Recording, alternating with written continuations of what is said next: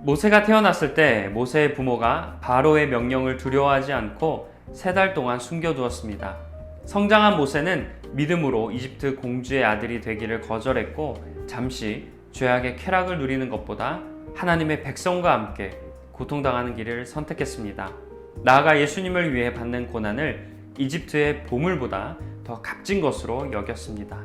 이러한 선택을 하게 된 건 장차 받을 상을 기대했기 때문인데요.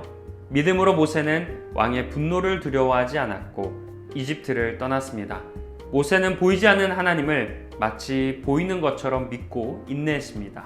믿음으로 모세는 유월절 어린 양의 피 뿌리는 의식을 행하였고 이스라엘 백성들의 장자들을 해하지 않도록 하였죠. 믿음으로 이스라엘 백성들을 홍해를 육지처럼 걸었고 이집트 사람들은 모두 빠져 죽었습니다. 믿음으로 이스라엘 백성들은 여리고성 둘레를 7일 동안 돌자 성이 무너지고 말았죠. 믿음으로 기생 라합은 여리고성을 정탐하러 온 이스라엘 사람들을 친절하게 도와주어 멸망당하지 않고 구원을 얻었습니다. 오늘 본문은 믿음이 이루어낸 역사에 대한 예로 모세 부모의 믿음, 또 모세로 인한 출애굽과 유월절, 홍해의 일들, 그리고 가나안 정탐과 정복에 대해 언급한다라는 점을 기억하며 본문 말씀을 읽겠습니다. 믿음으로 모세가 났을 때 그 부모가 아름다운 아이임을 보고 3달 동안 숨겨 왕의 명령을 무서워하지 아니하였으며 믿음으로 모세는 장성하여 바로의 공주의 아들이라 칭함받기를 거절하고 도리어 하나님의 백성과 함께 고난받기를 잠시 죄악의 낙을 누리는 것보다 더 좋아하고 그리스도를 위하여 받는 수모를 애굽의 모든 보화보다 더 큰 재물로 여겼으니 이는 상 주심을 바라봄이라.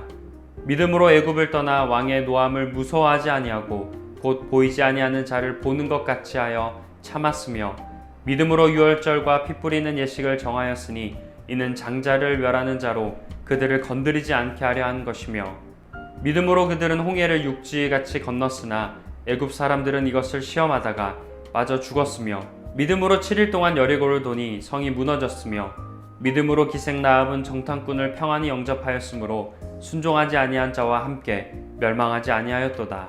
아멘.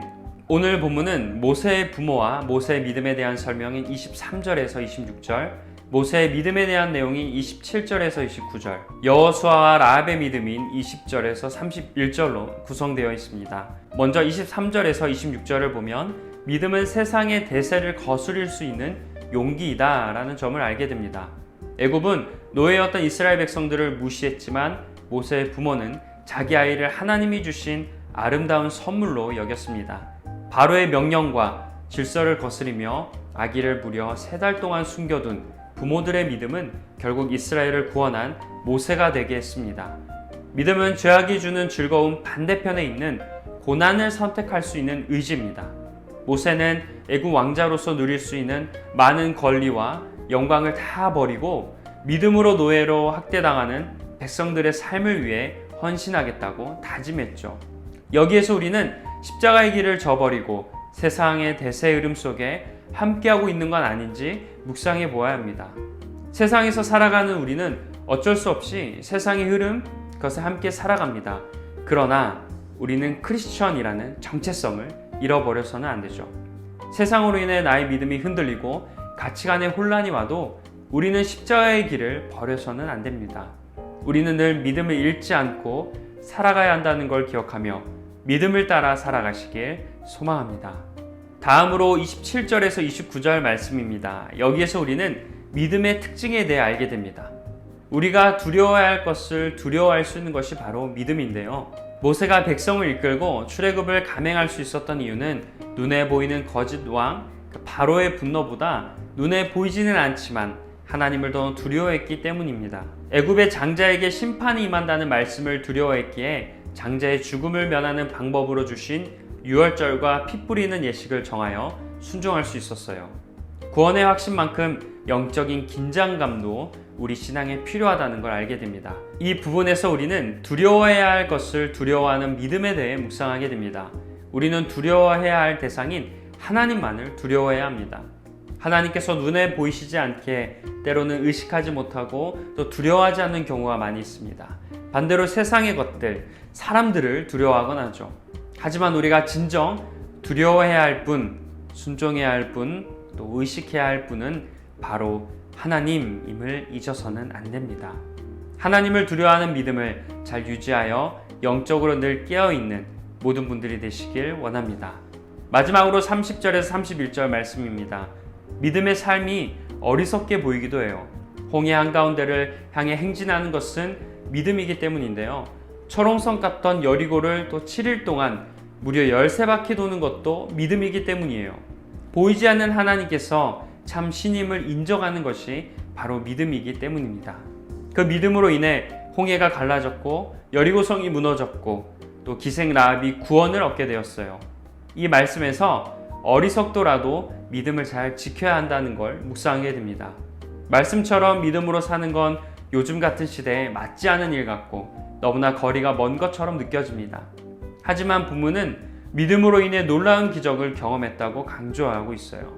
오늘의 큐티에 함께 하시는 성도님들 모두 비록 신앙으로 살아가는 삶이 어리석어 보이더라도 우직한 믿음으로 살아가며 그 믿음을 통해 하나님의 은혜를 누리시길 바랍니다.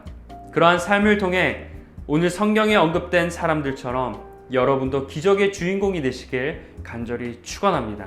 이제 깊은 묵상으로 나아가는 묵상 질문의 시간입니다.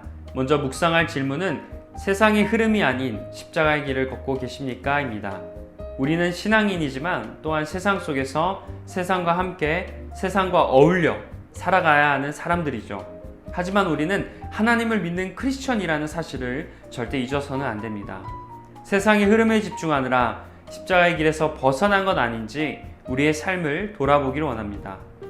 나의 현재 상황을 한번 점검해 보시길 원해요.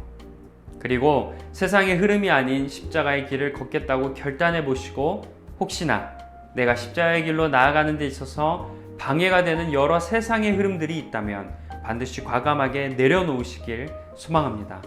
세상의 흐름이 아닌 십자가의 길을 묵상하는 그런 귀한 시간이 되시길 원합니다. 다음으로 두려워할 대상을 두려워하고 있습니까? 입니다. 우리가 두려워할 대상은 하나님이죠. 하지만 삶에서 정말 내가 하나님을 두려워하고 있는지 아니면 의식하지 않고 살아가고 있는 건 아닌지 돌아보길 원합니다. 나는 정말 하나님을 경외하는 마음으로 두려워하고 있는지 묵상해 보시길 원하는데요. 세상적인 그 어떤 것보다 하나님을 두려워하는 것, 보이지는 않지만 창조주신 하나님을 두려워하는 것이 바로 믿음입니다. 나는 현재 무엇을 두려워하고 있는지 돌아보시고 하나님을 두려워하는 믿음을 갖도록 묵상해 보시고 또 반드시 결단해 보시는 그런 축복의 시간이 되시길 소망합니다. 함께 결단의 기도를 드리겠습니다. 능력의 주님, 오늘 이 시간 믿음의 사람을 통해 다시금 믿음에 대해 깨닫게 하시니 감사합니다. 우리의 몸과 마음을 다해 주님을 믿고 따르게 하여 주옵소서. 예수님의 이름으로 기도합니다. 아멘.